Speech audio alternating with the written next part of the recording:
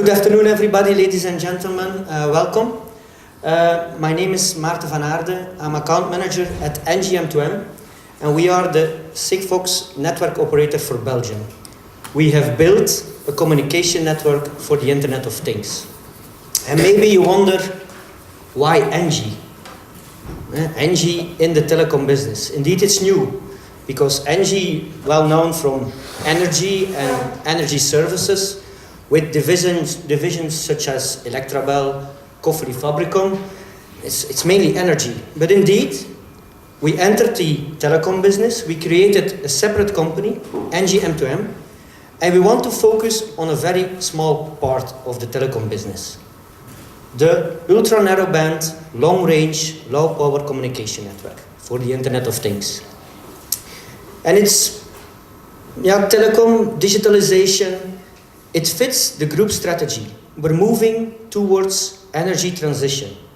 We're shifting from commodity towards commodity with a service. We want to offer our clients a little bit more.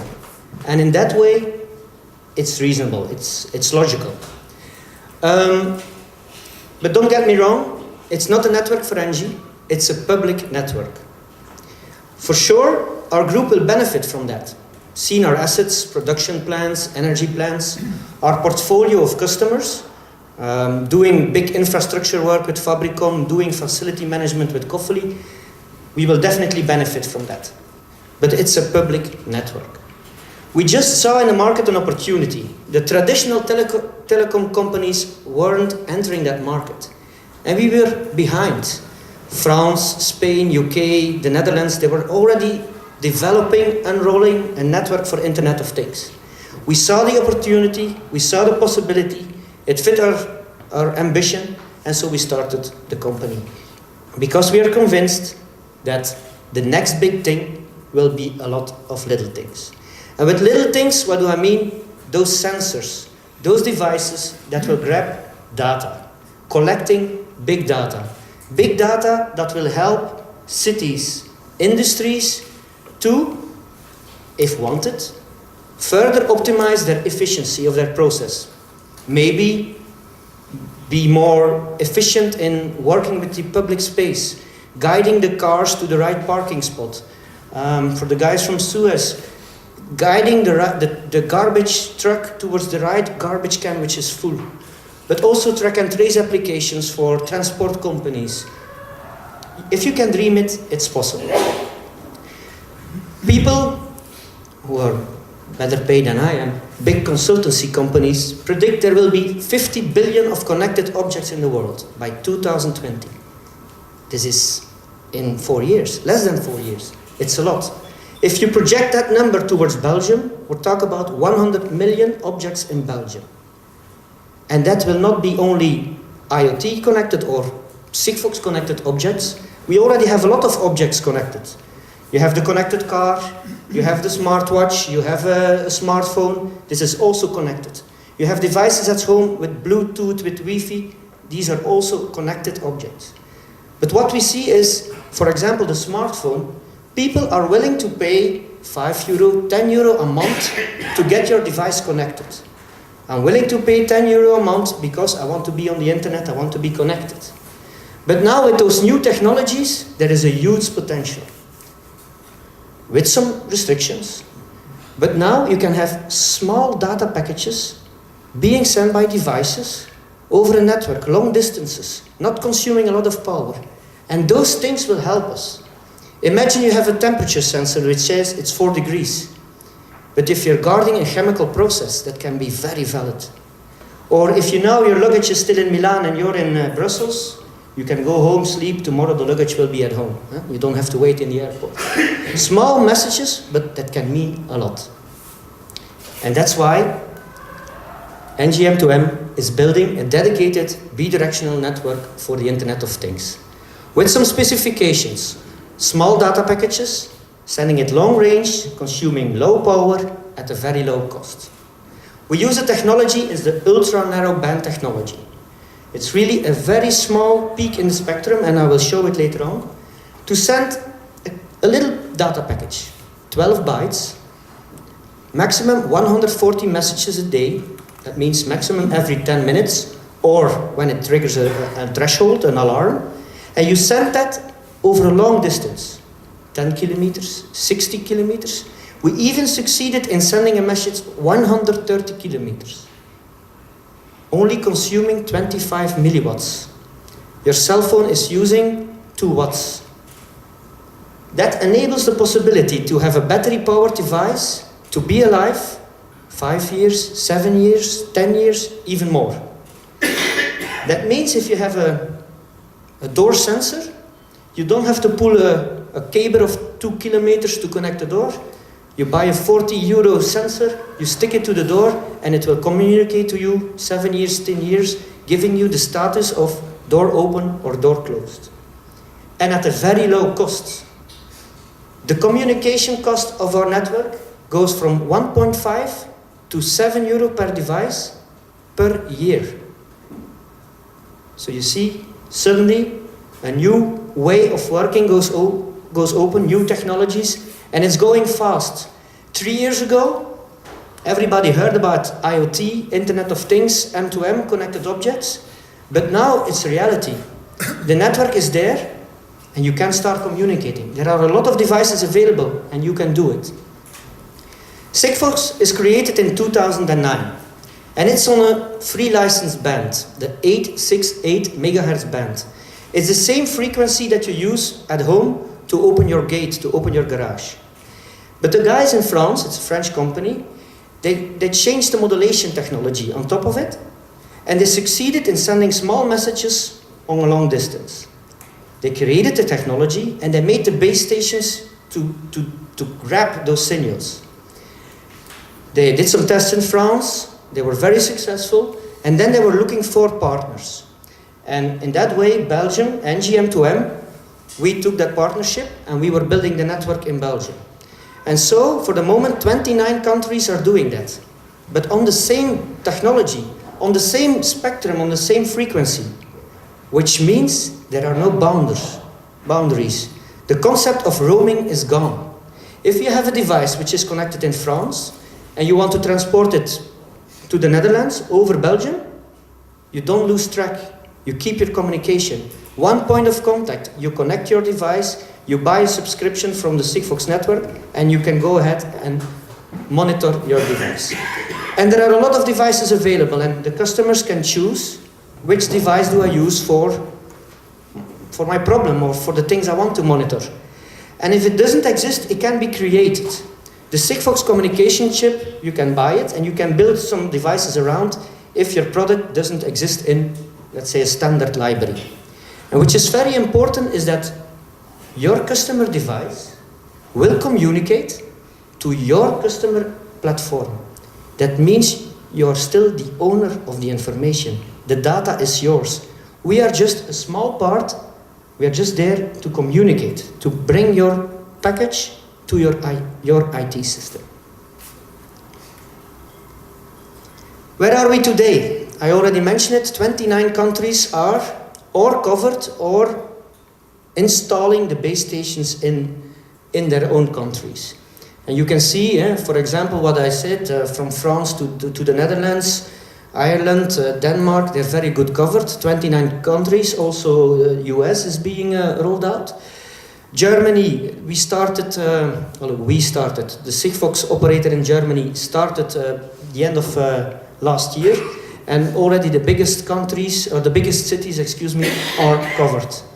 And for Alex and Andreas from BASF, we checked yesterday to be sure, but Ludwigshaven is Sigfox enabled, and you're ready, set, go. Engie is doing that in Belgium, so we are the network operator. Sigfox is doing that themselves in France and Germany, and then for all the other countries, there are other operators who are deploying the network. And now we will zoom in a little bit, going from the world, and in this picture from Europe, towards Belgium. Where are we today? We are as good as on target. It would be nice to have presented to you we are there 100%. For the moment, we are 96% outdoor coverage of the population in Belgium. Last Friday, it was 95, now it's 96. we're going very quick. We're installing 5 to 7 base stations a day. So, and for the moment, we're mainly in the south of Belgium deploying the network. And we have an indoor coverage of 88%, which is, for the people who knows what we're doing in Antwerp, installing the smart water meters. They choose the communication technology of Sigfox. Those water meters are installed in houses, in the basement, so you need that indoor coverage. What's our ambition? Outdoor coverage for Belgium, 100%. Indoor coverage, 95%. If we have projects, or if we have customers that say, I want to do something over there and coverage is maybe not 100% okay, from the moment we still have a little bit of budget and spare base stations, we have a kind of strategy, base station follows customer or base station follows project. So if you have somewhere a project and you say, maybe I'm just in the indoor coverage in the last 5%, which is not yet secure, just let us know. 2-3 days later, you have a base station on your roof and it will be covered. And then you see 1 base station, 3 base stations. In fact, if you have a device which is talking to the network, if your signal is captured by the network, it will be sent to the cloud, it will be sent to your platform, it's okay. But we put our own ambition a little bit higher. We said we want to have 90% of the devices detected by at minimum 3 base stations. Just to be able to ensure to you indoor coverage 98% of the signals being covered. And then it's a pity that Meneer De Wever is gone, because I had some scoop, some snake preview. It's good. We are very happy to announce that Antwerp today is the best Sigfox covered city of Belgium, that's for sure. But even further than that, from the world. Because it also started for us being consulted as a communication technology for the smart water meter 2-3 years ago. So we deployed the network, did the tests, and we further deployed the network in Antwerp. And also with the Capital of Things strategy, which was launched, I think, by Rombit. We also have some task force of big companies, some regular meetings with big companies who are based in Antwerp or situated around Antwerp to co-share some best practices and develop new technologies on IoT. And for that reason, the network in Antwerp is very dense. And it's funny, but I took the picture Tuesday and you have 1 red antenna. This is not because there is a maintenance failure. This was on a Sportpaleis in Deurne. We installed on Tuesday a new base station, and it was already on the GPS location but not yet powered up. But in the meantime, so Tuesday, Wednesday, Thursday, this morning I had our network operator on the phone and he said 3 more base stations, Edegem since yesterday and Borgerhout as well, so 3 more since I took the picture. And the email this morning from the water company was that they already detected there was an extra base station in the field, so it's going very fast. The picture you see over here, you see the antennas, the same picture, and the red field means that that area is covered with at minimum 3 base stations. And the green fields, minimum covered by 2 base stations. The slide before, to ensure indoor coverage. And this is another kind of heat map. You see the BASF plant, there is a base station on the plant or just next to the plant, and so also that area is covered, and the harbor is covered. So coverage isn't an issue anymore, and in the near future, more communications, press releases will come because the network is there. Belgium is ready for Internet of Things. Now, if the network is there, which devices are possible? Which devices do we have? People that create devices, and if your prototype is ready to do upscaling, that device needs to be Sigfox certified. Because it's sent to Sigfox Corporation in France, and they're checking if you respect the radio frequency regulations. If your number of messages is within the specifications, if your use power is within the specifications, and then you get the Sigfox trademark ready to go. And those products are for different sectors, from agriculture to cities to utilities to smart homes. And you can look for the moment, 140 already certified devices, but there are a lot of devices in development, so more to come. Every week, new devices are on that library. But it's a public library. That means every country who thinks of doing something with Sigfox or already has Sigfox coverage in his country, they can just go and have a look and theoretically custom off the shelf buy those sensors, put the power on it, put the token into it, and off you go. Install and forget. So there is already something, and like I told you before, a lot can be developed as well. You have companies such as Rombit and others who can help, tailor-made, develop products with communication chips such as Sigfox to develop your own device. Today, I will show you very practically 3 of the Belgian startups or scale-ups that developed smart devices. The first one is the smart water meter, which is Hydroco. It's a Belgian company who developed a smart water meter, and it's the water meter that is selected for the Waterlink project in Antwerp. 200,000 of those water meters will be installed into houses. Second one is the smart A-sign, and the third one is a level sensor, which we will use to detect water tanks or fuel tanks at home, the level of liquid which is in your tank. I will first start with the water meter, and we'll do some live demos. We will make Internet of Things tastbaar, tangible. It looks like a simple device, but it's a very traditional business, the water meter. It's in your basement, and every year, or yourself are sending the index to the water company, or somebody of the water company needs to enter your house, go into the basement and take the index of the water meter. And Hydroco changed that concept.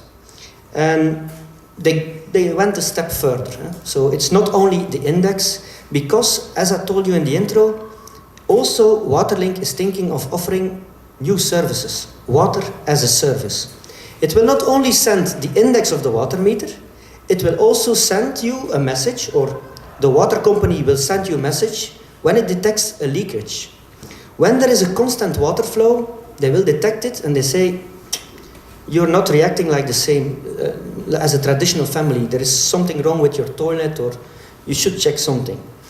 Or when it's freezing in your basement, you could have a warning like, watch it. In your basement there is freezing temperature.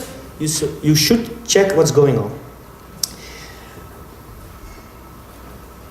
It's a...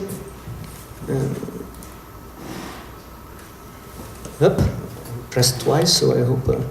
one more. Yeah, this is the exploded view of the water meter. Thank you, Evert. So what you see here is the Kamstruck ultrasonic water meter. This was a first step because there are no moving parts in the water meter and there is no contact with the water and one of the measuring elements. So it's an ultrasonic measurement. And that ultrasonic status is being sent to the electronic board into the valve and is sending once or twice a day the index of the water meter to the cloud. So the water company and people can follow what's going on. The extra thing you see here is a valve. It's a motorized valve, 14,000 steps. They can close or open the valve with a signal being sent by the water company using the Sigfox network, and they can control the valve. The second thing you see here is special batteries. Why? Internet of Things is install and forget. And the water company, when they change the water meter, it's stupid that if they go every 3 years and change batteries. This is not the main goal. This battery is selected for a minimum of 16 years, 17 years, which is legally the necessity, but it will even go further. The batteries are selected for 21, 25 years, so install and forget. And the valve is something special, because 2 reasons. If you have somebody who is moving from apartment, you had somebody of the water company that had to come and close the water valve. Now they can do it remote. You can have the people leaving the house, calling the water company, and they're closing the valve. And you have the new family entering the apartment, they call the water company, and they can open the valve. So they no more need of actual interventions. But also, when they detect leakage, or they have somebody who's not paying the bill, they can also control the volume of the water. It used to be open or close. So if you had somebody who's not paying the bill, you had to be able to enter the building, and you could only close the valve, which is not very humane. Now you can have a valve being like 60% closed, and he could still make some coffee, but he could not take a shower anymore, for example. What I will do now, this is the first results, and this is also a sneak preview with the approval of Waterlink. It's the first time that this picture is shown. Up to now it was internally between Waterlink, Engie M2M and Hydroco. But what you see here is the first pilot. So we're installing 1,000 of those water meters in Antwerp. For the moment it's close to 600 water meters, and this is the result of the communication they have. So those water meters are sending their indexes and receiving messages, and indeed you see some red dots, and those are cases where we work together now with Hydroco to check if it's a coverage issue or is it a problem with the valve. So we're trying to find the solutions and solve it. For example, Deurne, the meters which are installed in that area, they should be solved on Tuesday by the installation of the Sportpaleis. But we face some very tough situations, and it stays communication technology. What you see here is 32 valves being installed in an apartment, in the basement, -1, in a concrete separate room. And there you need some enforcement, so you need to check if you can bring a base station closer to that area. But we have some nice pictures of crazy situations, and it's incredible. We are very satisfied with the first results we see here for Antwerp. And what I will try to do now is to make it tangible. That was the word I was looking for. What I will do, just give me a second. I have some demo valves here, which I can use. And this is the platform like Hydroco or Waterlink is using. And I will change, for the moment, you see the red dot over here means the valve is 100% closed. I will do it, it's a little bit tough to change the screen, so if you could follow here, it will be visible, no problem. So you see the red dots over here means the valve is closed. So I change the status in the platform. I say open the valve and do it immediately after I send a request. And we will open both valves. And so now I send the message to the Waterlink or Hydroco platform. And what you see over here is the spectrum of our network. So I selected the base station which is close by. And now I can manually force the water meter to send his index. And that water meter will wait 1 minute, and he's waiting for an action. So the water meter will send his index, and then he says, okay, do I have to do something? And you saw on the platform, I say, open the valve. And what will be spectacular to see is, from the moment I activate the button, you will see communication coming up. So you see the ultra narrowband, you see the very small peaks sending his index. You can see it 3 times. This is normal, because a Sigfox device will send automatically his index 3 times to the platform. A little bit of frequency hopping just to make sure if there is a collision, there is still 1 message receiving. So in combination with the 3 base stations, you have a redundancy of 9 times your message. And now the valve is waiting. And now we wait what's happening. The next demo here is the A sign of Rombit, which is in closet number 2. It's the A sign. It's you have the standard utility companies who are sending an index, but then you have some geeks like Rombit who want to change the normal way we work. And this is the A sign they developed. It has a communication module of Sigfox inside, but they open a new way of working. They told me that in Antwerp they have like 50,000 requests of movements of those signs. 50,000 movements. That means somebody of the city has to go, place the sign, remove the sign, do something with it. And 20% of those movements, people are changing their requests. For the moment, you have the board telling us from the 28th of January until the 2nd of February from 11 to 2. And then suddenly I realized that my garbage container will be there for 2 more days. So then you have to do a request to the city, and the city had to come and change it, or with a big crayon change the sign or the information. Now it can be sent from a distance. So people can do a reservation of the board. The board will be delivered. The technician of the city can change the settings, and if afterwards there is a changement that needed to be done, it can be sent from a distance. But next to that, more specifications are very interesting for cities, because we all have been young and we were all students, and those signs, it's very nice if you have that in your college apartment, because this is very cool. This will not longer be possible in Antwerp, because from the moment that sign is moving, there is a detection. There is a theft detection. Or from the moment somebody is putting the sign horizontal, there will be an alarm sound ringing, and there will be a message sent to the responsible guys of the city, of even police. Automatic updates, like I told you, and there is a battery life of 2 years, and don't worry, you don't have to throw that board away. You can still use it because it's rechargeable, so you can still use it. The product managers of Rombit are in the room next door, so during the break or during the day, they can show you how you can manipulate and change the board. It has been shown in Barcelona, I think, last year with Jorik, and there is a lot of interest of cities all over the world for boards like this. And not only for cities, because also companies could use that to mark interventions at their own plant, at their own facilities. So it's not only dedicated to cities, but also companies such as Coffery or Fabricom, or the network grid operators such as Eandis or Ores could use those signs to mark and to show stuff which is going on.